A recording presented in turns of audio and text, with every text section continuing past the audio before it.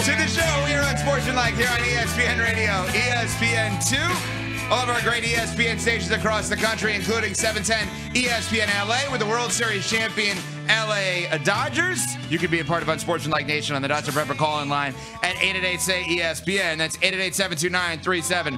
ESPN Nation presented by Dr. Pepper. It's not college football season without the delicious taste of an ice-cold Dr. Pepper. College football, it's a pepper thing. Along with a Gator and Chubbs, I'm happy. I'm glad somebody in the studio is. I can't be happy. I mean, my Yankees lose the World Series after giving up the ghost in the 5th inning, and an alligator bit my damn hand off. Sorry.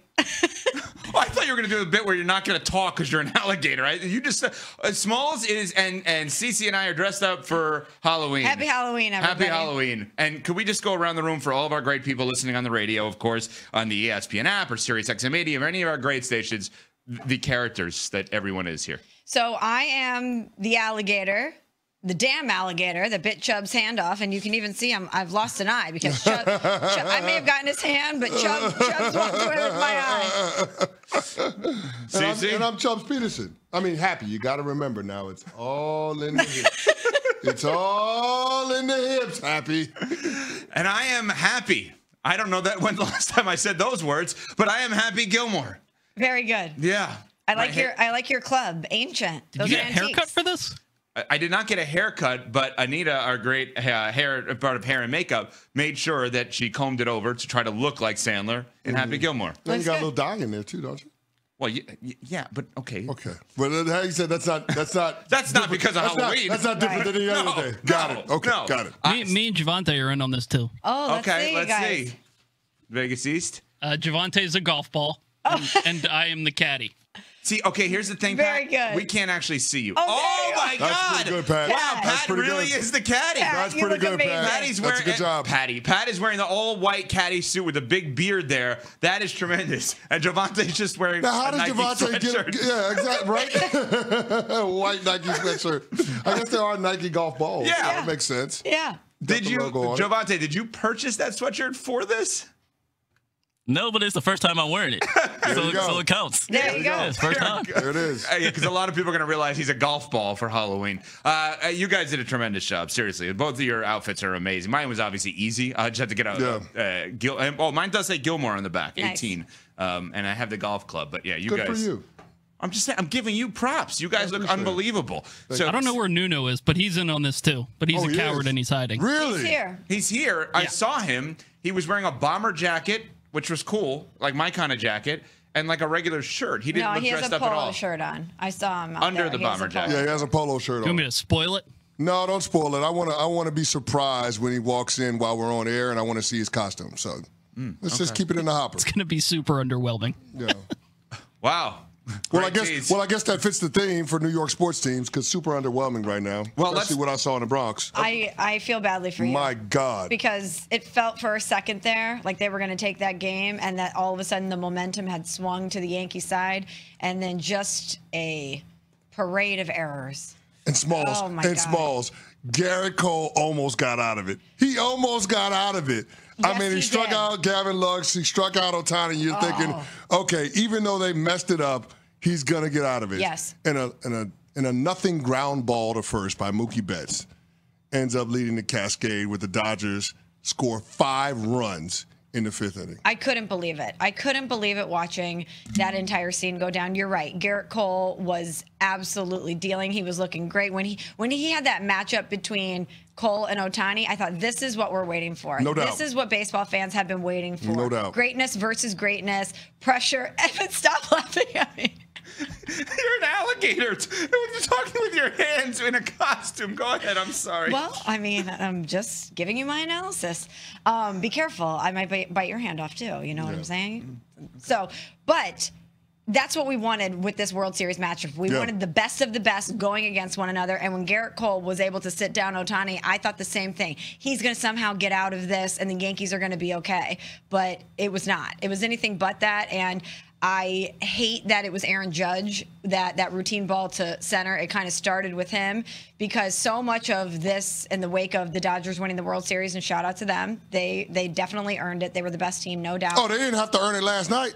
We gave it to him. They earned it throughout the entirety of the series. That's fair. Freddie Freeman was just simply marvelous. But so much of this is going to come back to Aaron Judge. The fact that the bat took so long to wake up, the fact that it was a routine fly ball to him in center field and he misplays it, and that starts the entirety of everything unraveling for the Yankees in order for the Dodgers to ultimately win the World Series. A lot of this is going to come down to Aaron Judge. So let's set this up for anybody who may not have seen the Dodgers win the World Series last night. Heard it here on ESPN Radio. They did win Game 5, 7-6. They win their second World Series in 5 years. The LA Dodgers with this group, led by Dave Roberts, give him a ton of credit. There was all the heat on him.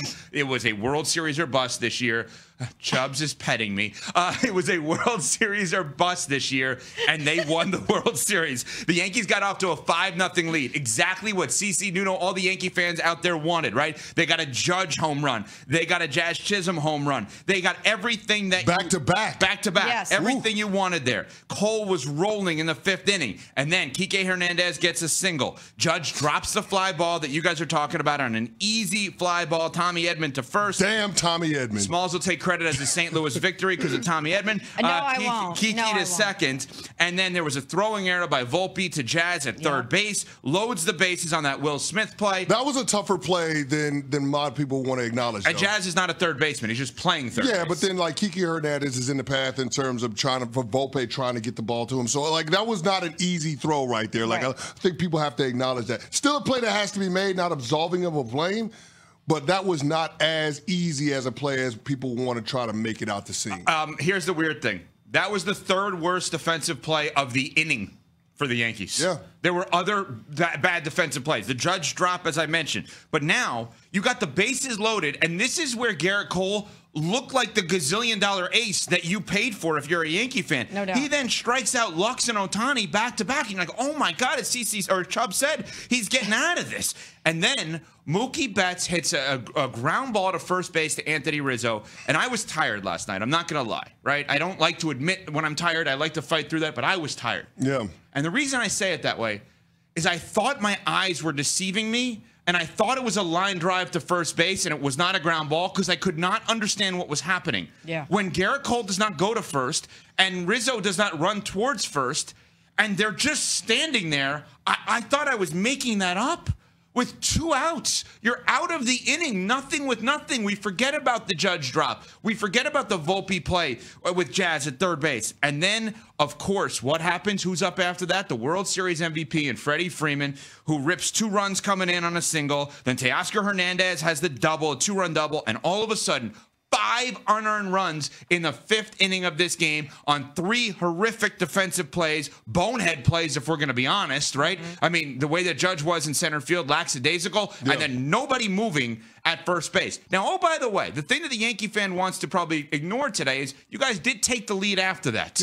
Yeah. You did take the lead in the 6th inning to go up 6-5, but the Dodgers come back a 2-run 8th because they have been so clutch all year. And then in the bottom of the 9th, 1-day rest. Dave Roberts shares that he gets a text message earlier in the day from Walker Buehler saying, hey, if you need me, I'm good. Well, you know what? They needed him. And he comes in that 9th inning, closes out the game, the first, save of the year for him, the biggest comeback in a closeout game in World Series history. 8 pitchers used, including Buehler, and that is how the Dodgers win 7-6. Yeah, I mean, listen, I have to give all credit in the world for the Dodgers to have that kind of resolve, to be down 5-0 in that game.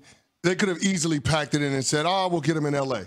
But they kept the pressure on the Yankees defense, and we've seen this Yankees team throughout the course of the regular season, throughout the postseason, have some gaffes, have some lapses when it comes to being sharp defensively, staying buttoned up. And again, if you continue to keep the pressure on, you have good at-bats, you put the ball in play, good things will ultimately end up happening. And that's exactly what we saw in that 5th inning. So I would like to say that I'm surprised as a Yankees fan that the defense came back to bite us. I'm not. I just didn't think that you would have all 3 of those gaffes happen in the same inning. One in isolation, that's fine. But there's no world in which you think Aaron Judge is going to end up dropping a routine fly ball from Tommy Edman. There's no world in which you think that, Volpe is going to end up missing the throw to Chisholm at third, trying to get Kike Hernandez out. And there's no world in which you think that Garrett Cole, after sitting down Gavin Lux and Shohei Ohtani, is not going to cover first base on a grounder to Anthony Rizzo. There's no world in which you think all of those things are going to happen in the same inning. They literally gave the Dodgers 6 outs in 1 inning to catch up. And because this is an outstanding offense, historically good, that's exactly what happened. I was really surprised to see it all unravel that way. I'm watching it, and it looked like in Space Jam when the NBA superstars get their powers taken away by the aliens, and the aliens become the Monstars, because it was like they didn't have any skills. It was unbelievable to watch it unravel. With Aaron Judge, that liner that he flubbed, the first error in 2024, regular season or postseason, in that spot. Good time to do it. Good time to do it. But as much as we want to make it about the Yankees and the way that they unraveled in the 5th, to me, it's about the Dodgers. It's just about the Dodgers being better, being able to overcome any adversity that came their way. Freddie Freeman was just amazing. 300, 4 homers, 12 RBI. I mean, he was outstanding. Such an MVP. And to think about everything that he dealt with, not only in the postseason with the ankle injury, but if you remember back to the regular season with his son, Max, when he dealt with that neurological disorder and Freddie Freeman had to miss some time, he has just overcome so much with his family and with his health this year. Yeah. To be able to compartmentalize that and put himself in a position to carry his team in a lot of ways to a World Series victory. Shout out to Freddie Freeman, one of my favorite baseball players. I'm really happy for him. Oh, no doubt. And we'll have plenty of time to go chapter and verse on the Dodgers because they're not done yet based on what they got, the core of players that's going to be around that's locked up long term. This is going to be the beginning of a dynastic run for the LA Dodgers. It should be. But today, it feels like it's a lot more about the all-time choke job that we saw in the Bronx by the New York Yankees. And I can't help but think, Game 4, when there are no expectations because you're down 0-3 in the series, they were able to play free, carefree. They were able to be more relaxed. The screw-it mentality. The screw-it mentality, and they go out there and they put up 11 runs. And you saw that mentality early on in the game, too. Yeah. The screw-it mentality. But then all of a sudden, you're up 5-0 in the 5th inning. They screwed themselves. They screwed themselves. like you saw them tighten up a little bit, and that, you point to those mistakes. To me, Game 5 is the definition of a choke job in sports. And so beyond what lies next for the Yankees when it comes to hot stove and the winner with Juan Soto, you have to think, what's up with the mental makeup of this Yankees team? Are they tough enough to be able to get it done? And the irony of saying that is that Walker Buehler, even though he told Dave Roberts, the Dodgers manager, that he would be ready to go, he said he actually didn't know. He actually embellished a little bit when he talked about how he felt to his manager, but he said there are certain instances where you ask yourself, are you tough enough? And that was what he wanted to go out there and prove last night coming out of the bullpen. Turns out he was. Turns out the Dodgers were. But the flip side of that coin is, what's up with the mental makeup of the New York Yankees, and are they going to be tough enough to come through in October when it matters the most? Because based on what we've seen this postseason, based on the road that they had to travel playing against all these little league teams and going up against a juggernaut that is the Dodgers, you're starting to question right now whether or not this core of players can actually get it done.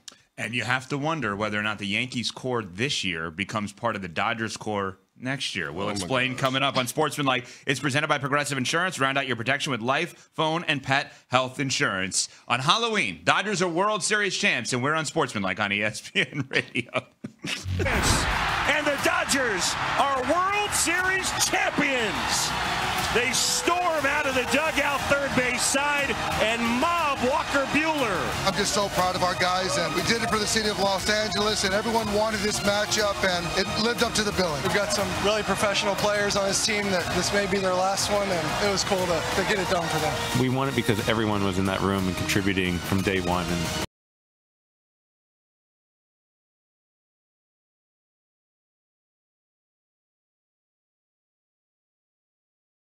And Dodgers are World Series champs. Second World Series in 5 years. 7-6 Game 5 victory over the Yankees. A 4-1 series victory. And no more about the quote-unquote fake. I did one air quote because I'm holding a golf club with my other hand here. The fake championship in the bubble in 2020. That's out the window. They have now backed that up. That now adds to the story. It does not take away from the story. Smalls, as a Dodger hater, you use that, and understandably so. Now, Gator, Smalls, you got to give them credit here on winning a championship, and now where they go from here, right? CeCe said, hey, this is a dynastic run beginning. Think about what they did in this series. They got almost nothing from arguably their best player in their best player in Shohei Ohtani. He's the best player in the world. Yeah, he didn't pitch and he didn't hit. To his credit, I mean, Anthony Richardson hates this guy. To his credit, he played through all of these injuries, and he just was like, screw it. Like, me atop the lineup is still a threat. But I said specifically, could the dynastic run include some of the Yankees' core?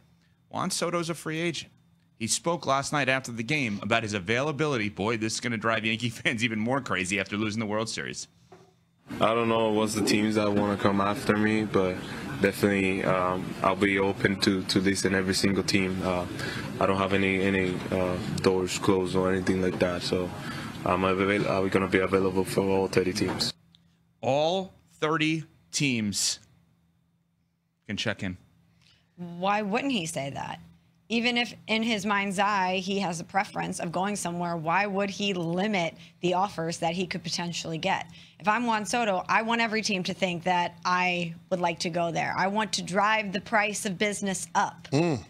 But if you're a Yankees fan, you can't love to hear that. You can't love to hear him say that no team has an advantage. And even though he's happy with the city and happy with where the team ended, even in a hard loss, obviously ending the World Series in that manner last night, that he's open to all the teams. Because if you're the Yankees, you need to bring him back. If you want to have a chance of being back here next year, Juan Soto is a huge part of that equation. Yeah, well, the Yankees aren't going to be the highest bidder for Juan Soto, so they were going to be relying on good vibes around the Bronx to be able to keep him in the pinstripes, and I can't imagine the vibes are going to be very good after they lost the World Series in the fashion that they did. There would have been no shame in losing the World Series to the Dodgers in 6 or 7.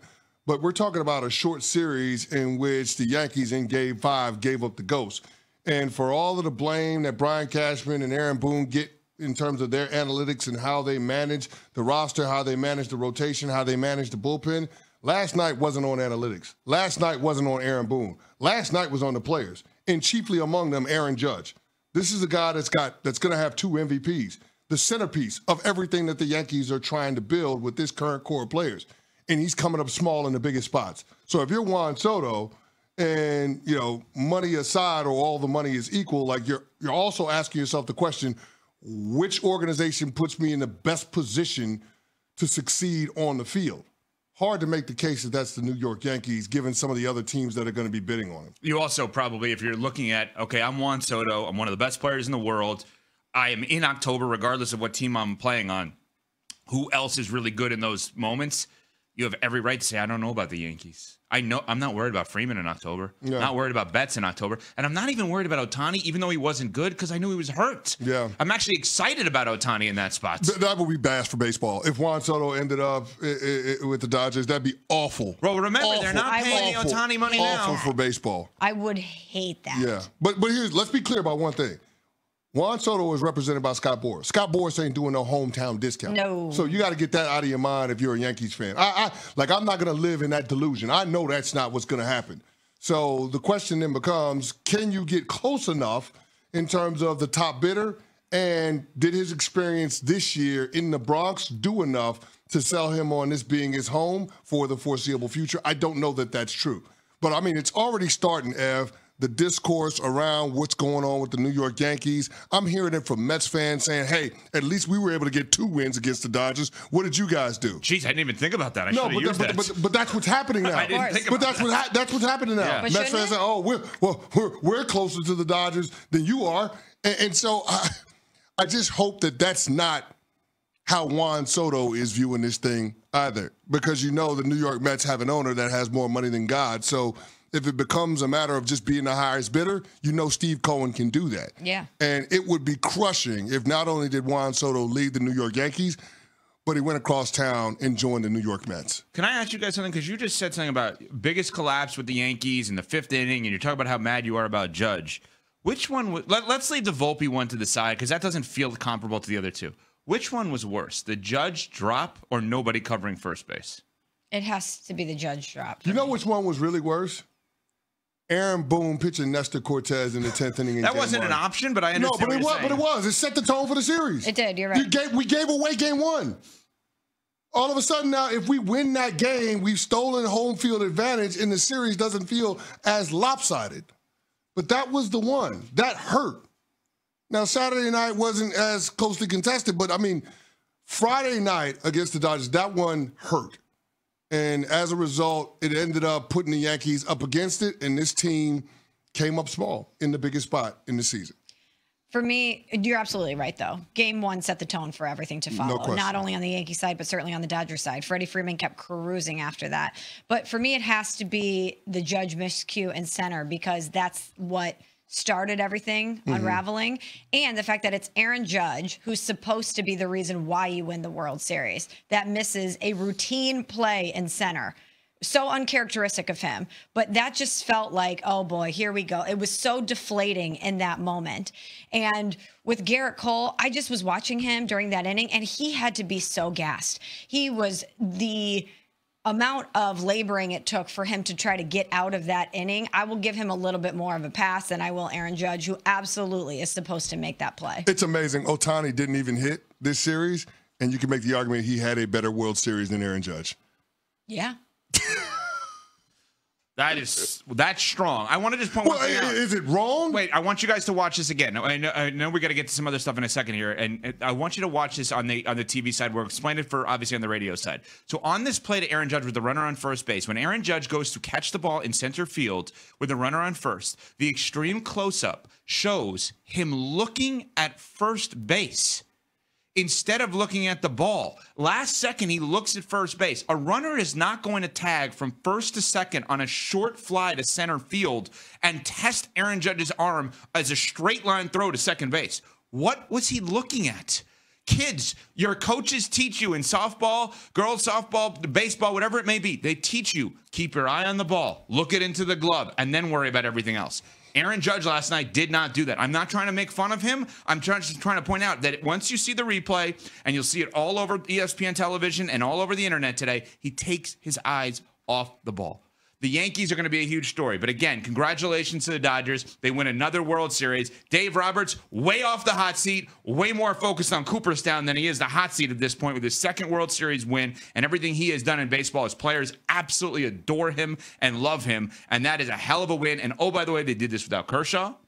And they did this without a dominant pitching staff. Without Glass now? Without a dominant pitching staff. And they're going to get 3 starting pitchers back next year, including Ohtani. As CeCe said, they ain't going anywhere for a while. Shout out to them. They put together the best team money could buy. You know what Judge should have said? What's that? Get in your home, ball. Get in your home. You don't like your home? You don't like your home? Come on, Evan. Come on, Evan. Have you ever seen Happy Gilmore? Yeah, I'm convinced Evan hasn't seen the movie. I've seen it. I've never seen my dad laugh more in his life than watching Happy Gilmore. Well, you didn't participate with the voting. Well, I was looking at the clock, and I thought it was an interesting decision by Pat to do a bit at, a couple minutes after we're supposed to break. Evan. We're supposed to have some fun today. I agree, but tell somebody out in the hallway that. We're on Sportsmanlike on ESPN Radio. And there you have it. Another thrilling season ending in a legendary victory for the Dodgers. Their unwavering spirit, unmatched teamwork, and sheer determination got them the win. And they've given the city of Los Angeles yet another reason to celebrate. For the fans, the players, and everyone who's cheered them on, this win isn't just about the title. It's about the journey, the grit, and the joy of the game. If you enjoyed the ride, don't forget to like this video and subscribe to our channel for all the latest updates and behind-the-scenes content. Let's keep this winning energy alive.